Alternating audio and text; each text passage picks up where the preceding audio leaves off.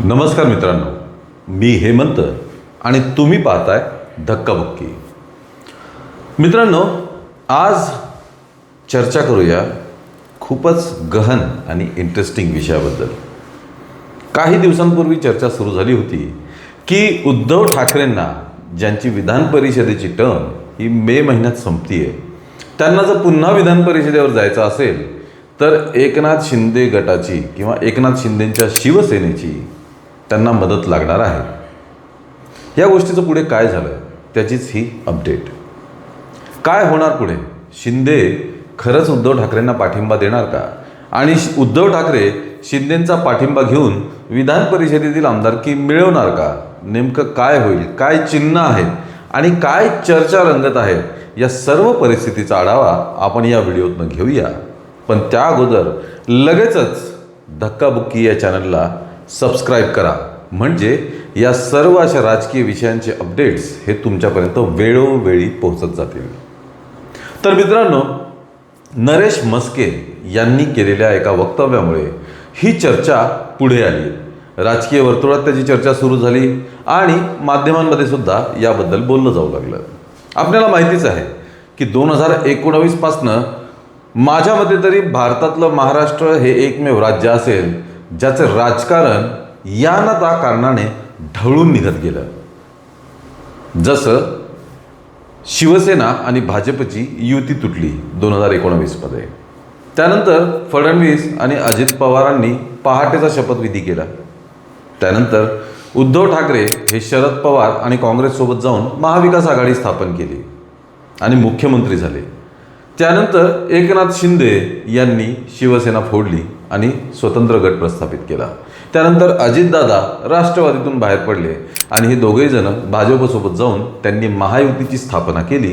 आणि आधी शिंदे मुख्यमंत्री झाले होते, आता देवेंद्र फडणवीस मुख्यमंत्री आहेत. या सर्व राजकीय ढवळाढवळीनंतर आता पुन्हा एक ट्विस्ट येण्याची शक्यता आहे. ती म्हणजे जर उद्धव ठाकरेंना विधान परिषदेची आमदारकी परत पाहिजे असेल तर त्यांना शिंदे गटाकडनं सपोर्ट लागणार आहे. पण शिंदे सपोर्ट देणार आहेत का? किंवा त्यांनी देऊ केला तरी उद्धव ठाकरे सपोर्ट घेणार आहेत का? याविषयी अनेक तर्कवितर्क समाज माध्यमांमध्ये, प्रसार माध्यमांमध्ये आणि राजकीय वर्तुळात बोललं जात आहे. पाहायला गेलं तर जेव्हा परवाच्या दिवशी एकनाथ शिंदे दिल्लीला गेले आणि नरेंद्र मोदींची भेट घेतली, तेव्हा अशी चर्चा सुरू झाली होती की उद्धव ठाकरेंना विधान परिषदेसाठी सपोर्ट करायचा का नाही करायचा या विषयावरती एकनाथ शिंदे मोदी आणि शहासोबत बोलण्यासाठी गेलेले आहेत. आता त्यावरती चर्चा झाली की नाही झाली हे पुढे आपल्याला कळेलच, की मोदींनी काही निरोप पाठवलाय का नाही तेही आपल्याला पुढे कळेलच. पण जर उद्धव ठाकरेंना सपोर्ट पाहिजे असेल तर त्यांनी तसा संवाद साधलाय का? कारण या प्रकरणावरती फक्त काही नेतेच बोलत आहेत. या प्रकरणावर स्वतः उद्धव ठाकरे किंवा एकनाथ शिंदे या दोघांनीही कुठलंही वक्तव्य केलेलं नाही आहे. नरेश म्हस्के बोलले, त्यानंतर राऊत बोलले आणि इतर नेते याबद्दल बोलत होते. यातली अजून एक महत्त्वाची गोष्ट म्हणजे शिवसेनेचं पक्षचिन्ह म्हणजेच धनुष्यबाण आणि पक्षाचं नाव म्हणजेच शिवसेना, याबद्दल सुद्धा कोर्टात आता तारीख चालू आहे. काही दिवसांपूर्वीच निर्णय येईल असं वाटत होतं, पण कोर्टाने पुढची तारीख दिली आहे. त्यामुळे हा सुद्धा संघर्ष दोन्ही पक्षांमध्ये चालू आहे. आणि यामधील आणखी एक महत्त्वाचा भाग म्हणजे जर शिंदेंनी उद्धव ठाकरेंना पाठिंबा दिला विधान परिषदेतील आमदारकीसाठी आणि उद्धव ठाकरेंनी तो स्वीकारला सुद्धा, कारण 2019 पासून चालू असलेल्या घडामोडीमुळे कोणी कोणाचाही पाठिंबा घेऊ शकतं, कोणी कोणासोबतही जाऊ शकतं, असंच चित्र महाराष्ट्रात आहे. आणि जर उद्धव ठाकरेंनी तो पाठिंबा स्वीकारला तर मग काँग्रेस आणि राष्ट्रवादी शरदचंद्र पवार पक्ष यांच्या काय प्रतिक्रिया असतील हे पाहणं सुद्धा महत्त्वाचं ठरेल.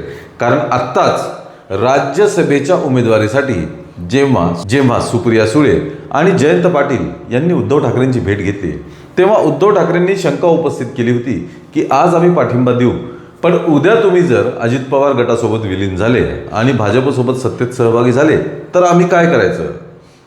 आता राष्ट्रवादीतर्फे उद्धव ठाकरेंना तोच प्रश्न विचारला जाऊ शकतो.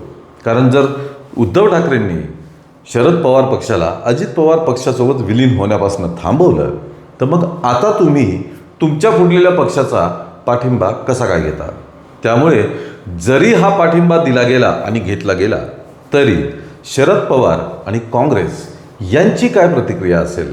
मग पुन्हा तीच चर्चा सुरू होईल की महाविकास आघाडी आता टिकू शकणार नाही किंवा महाविकास आघाडी फुटण्याच्या उंबरठ्यावरती, अशा चर्चासुद्धा रंगू शकतात.